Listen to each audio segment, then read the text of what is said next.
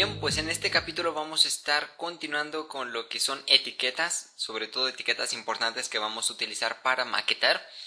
Maquetar significa que vas a estar construyendo un sitio, en este caso vamos a estar creando la estructura de un documento HTML.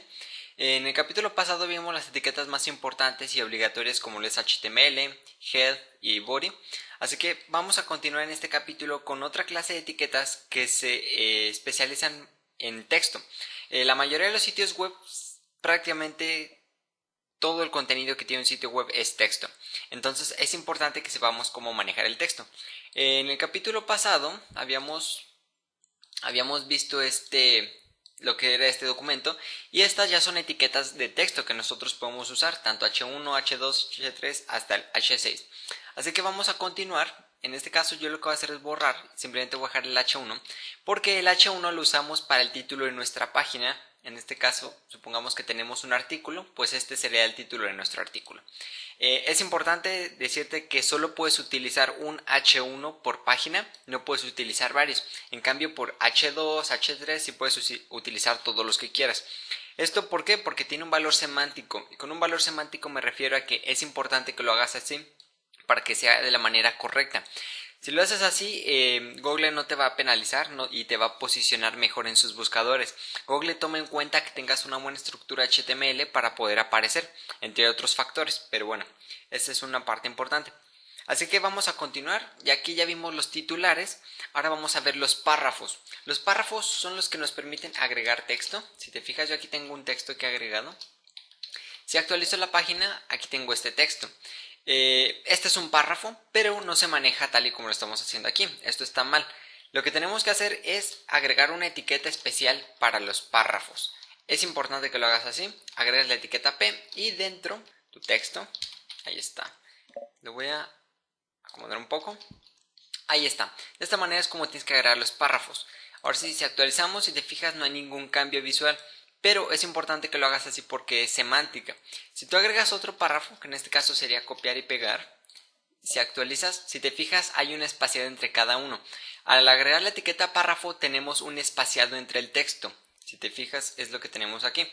Si tú quieres agregar un espaciado entre cada, por ejemplo, entre esta parte del texto, vamos a usar la etiqueta que vimos en el capítulo pasado, que es la etiqueta BR. Esta etiqueta la utilizamos para agregar espaciados. Si te fijas, aquí tenemos ya el espaciado y estamos forzándolo que hay un espacio. ¿Qué más podemos ver de estas partes? Ya estamos creando un pequeño artículo. Si te fijas, tenemos el título de nuestro documento, tenemos lo que es el artículo, y ahora vamos a crear un subtitular, o lo que se le conoce como un subtítulo. Para ello vamos a crear la etiqueta H2 o H3, la que tú quieras. Recuerda que depende del contenido que quieras poner. En este caso, para un subtítulo, pues está bien un H2. Así que vamos a poner subtítulo del artículo o de lo que sea. Ahí está. Aquí actualizamos y si te fijas, tenemos el subtítulo. Cabe decirte que toda la parte visual que tú veas en el navegador no es como va a quedar final. Tú la vas a modificar con CSS, que bueno, eso es en el siguiente curso que viene después de este. Así que si por ejemplo tú tienes un H1, no significa que el H1 sea el que tenga el tamaño más grande. Con CSS tú puedes hacer que el subtítulo del artículo tenga un tamaño mucho más grande que el título H1. Entonces prácticamente cualquier cosa que tú puedas modificar visualmente lo vas a hacer con CSS. Así que por el momento no te preocupes por cómo se ve, sino preocúpate por cómo estamos creando la estructura. Ya tenemos estos párrafos y ahora vamos a ver otra etiqueta muy interesante que nos permite agregar unas negritas. Es decir, vamos a agregar la etiqueta B, que lo que nos permite es agregar letras con un estilo bold. Entonces agarramos la etiqueta B, la cerramos. Si actualizamos, si te fijas, ya tenemos unas letras en negritas o en bold. Hay dos formas de hacerlo, esta y también hacerlo de esta otra forma, donde lo voy a hacer por aquí, en este texto. Lo que voy a hacer es ponerla en la etiqueta strong. Esta es otra etiqueta que también nos permite agregar negritas. Que hago una strong, ahí está. Si actualizamos, si te fijas, no hay ningún cambio visual, las dos se ven exactamente igual. ¿Cuál es la diferencia? Que la etiqueta B, que es la que hemos utilizado aquí, simplemente se utiliza para tener un estilo visual. Sí. Aquí también tenemos el estilo visual. con la etiqueta strong, pero con la etiqueta strong lo que nos permite es darle un poco más de énfasis para el navegador y sobre todo para los buscadores. Si tú tienes aquí en strong contenido importante, el buscador, el navegador web también te lo va a buscar. Por ejemplo, en Google, si tienes aquí algún texto, Google va a ser más fácil que lo encuentres con la etiqueta strong que con la etiqueta B. Es importante diferenciarlas y sobre todo si vas a usar strong para hacer énfasis en un contenido que quieres que el usuario pueda buscar en tu buscador web, pues no abuses de la etiqueta strong. Si abusas también Google te puede penalizar y no vas a aparecer tan alto en los resultados. Utiliza B y strong. Yo suelo utilizar siempre B, o si no también hay una etiqueta que se suele utilizar que es la etiqueta span. Esta etiqueta span, si te fijas, span no tiene ningún cambio visual, por más que actualice no tiene ningún cambio visual en el documento.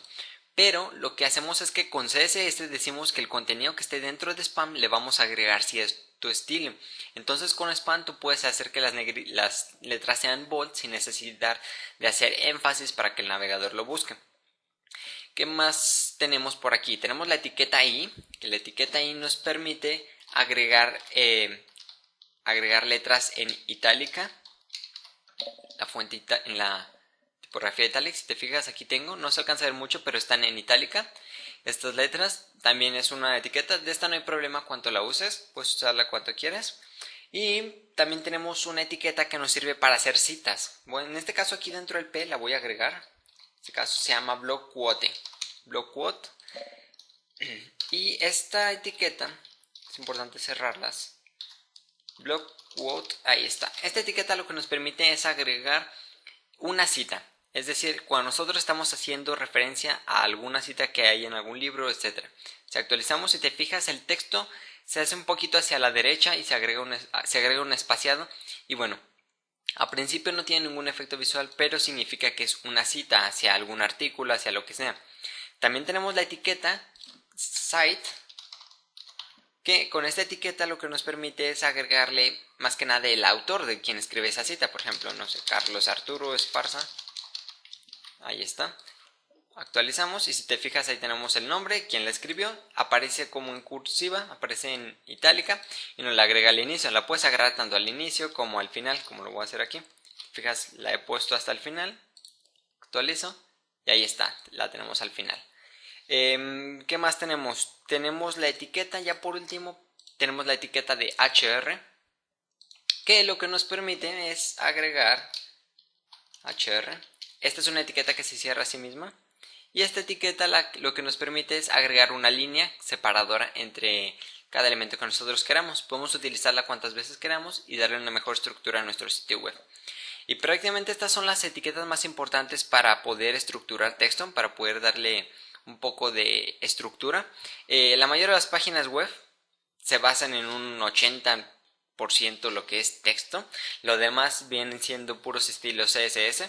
Así que bien, eso ha sido todo por este pequeño capítulo. Espero te haya gustado.